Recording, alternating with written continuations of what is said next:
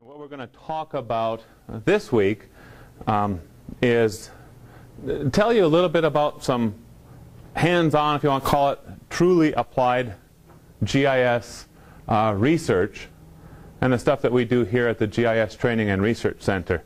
Okay, this isn't testable. Okay, so any new material, all the testable material that you're going to have for your final exam really ended at the last presentation that we had. This is information for you to let you see real-world applications of GIS, remote sensing, GPS, the geospatial technologies. I'm kind of going to wind down the semester by doing this, and hopefully maybe kind of ties together a whole bunch of different things that we've been talking about throughout the entire semester, earlier parts, right? So let's see. Yeah.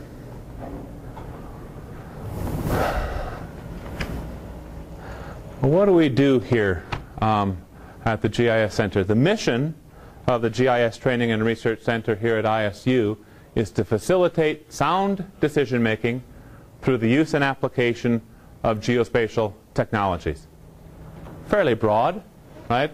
But the sense that hopefully you get by reading this or hearing this mission is that the stuff that we do here at the GIS Center is very applied. We specifically deal with real-world problems, things that are going on, in our case, in the rangelands, in some other cases, other natural resources in the state of Idaho, the Intermountain West, semi-arid savannas of the world. Okay? And we look at those problems and try to find geospatial solutions, or ways to address it, to understand what the problem really is, what's really going on in the natural resources, and to come up with perhaps a solution or a portion of the solution to the overall problem, whatever that happens to be. So our research focus, as I alluded to just a little while ago, are the semi-arid rangelands of the world. And rangelands is a term that's used fairly commonly in the United States and North America. In other parts of the world, the word savanna is far more prominently used. Essentially the same thing. We're talking about semi-arid ecosystems. Semi-arid ecosystems. Those areas that you're seeing on that slide with the light colors, kind of the beige colors, their tan colors, are indeed all considered semi-arid ecosystems. So the research program here at the GIS Center began in the 1990s. And really at the center, it began in 1998 with land cover change detection. And this is really a remote sensing GIS process. So what we do is we take an old image, satellite image that was acquired prior to some sort of known disturbance or expected disturbance. We acquire another image or suite of images that we think represent conditions maybe today or sometime shortly after a disturbance, and we compare those two. One very common technique when you take the remote sensing class, you'll probably learn about image differencing or pixel differencing type of land cover change detection techniques. That's one of the very, very common ones, and it's literally takes one pixel at row 1, column 1 in the old image and compares it to the pixel value at row 1, column 1 in the new image. And if they're different, it might say that some sort of change has occurred. Of course, a person, when you're doing that routine, doing that processing, doing that analysis, you can instruct the computer that how much difference between the values of the pixels are you actually going to consider actually changes have happened, or just a little bit of normal variability is what we're seeing. Okay, so there's a tolerance or a threshold that can be applied. What you're seeing here is a a fire severity model, A and B, and then the difference between those models, C, given in C. Not a whole lot of difference. Okay, you only see a couple pixels here and there lighting up, and that's it. Mostly it looks like, yeah, they are in agreement. So once we find that changes have occurred on the landscape in southeastern Idaho from one time period to another, the 1980s to the 2000 or 2010s, the next obvious question is, what caused those changes? Why did the landscape change? In some cases we know, we've learned it's phenology. There's simply differences in the wetness of a given year, the greenness that we see in a given year. And so it's not a real change that we want to address or need to address. In other cases it is. There's something really going on. Real changes are happening here. And we pose this question to ask, what are the proximate drivers of change? And our research throughout the decade plus has indicated that there's three primary drivers of change, or proximate drivers of change, and that's wildfire, livestock grazing, and weeds, weed infestations and invasions. Okay? Now these are actually a tangled little web, because one can oftentimes influence another one, and does. Fire, weeds, and grazing. So these drivers are actually examples of disturbance, or forms of disturbance. And that may be a better way to really look at the problem, or the question, is to look at it as what are the vectors of disturbance or forms of disturbance that we're seeing on the landscape. What are the effects of these disturbances? Kind of the next obvious question. And one thing that we've been looking at over numerous years is the effect of disturbances on what we call rangeland health, range health, or rangeland condition. Specifically, we can look at sustainability of the rangelands, or the inverse, the desertification and degradation of those rangelands. Those two are really two sides of the same coin. Okay?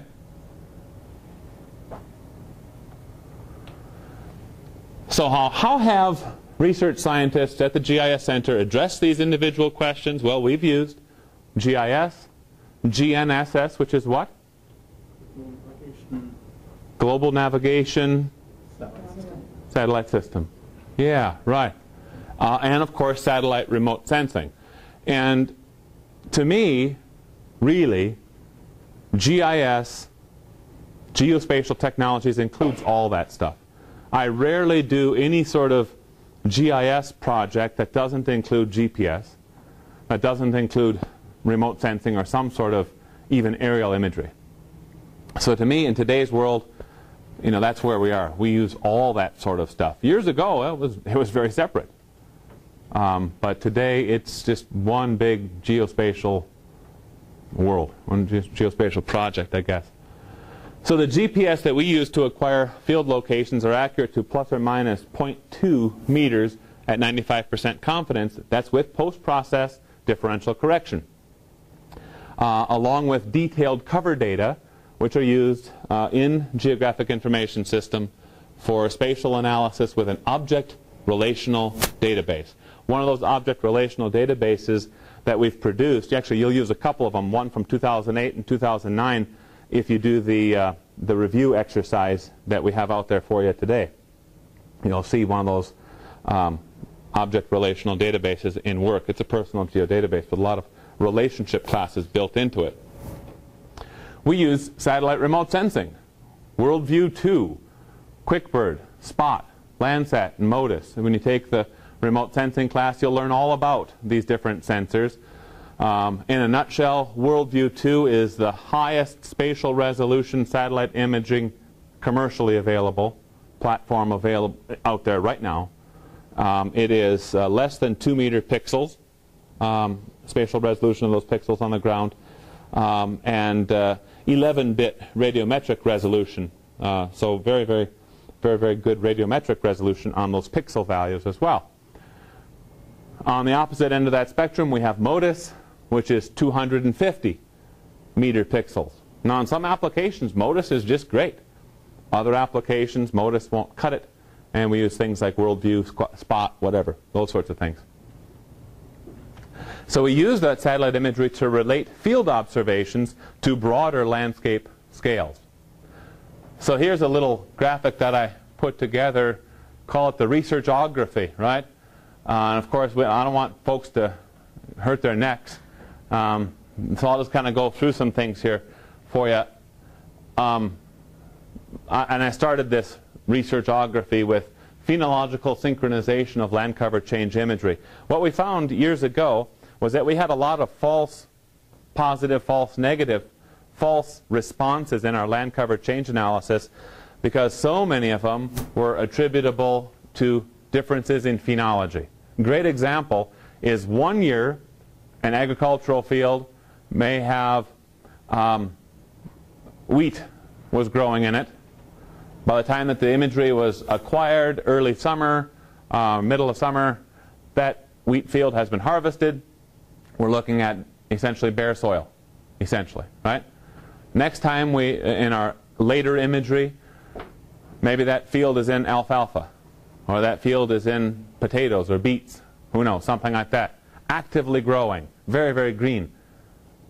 The land cover change analysis says, wow, something really changed here. Either it got really green, or if it's vice versa in time, you really lost some vegetation, you know. Tremendous losses of vegetated land cover. But those are really something that we're not concerned with. That's really a change in phenology or in cultivation, agricultural practices. So we wanted to get rid of this sort of stuff. So one of the things that we did is we developed a phenological synchronization calculator, a little piece of software that works in tandem with remote sensing imagery and allows a person to say, okay, if you have imagery from June 1st of 1990 and you want to compare it to something in 2010, the traditional approach has always been calendar date synchronization of imagery, so you would get June 1st imagery from 2010 and make that comparison.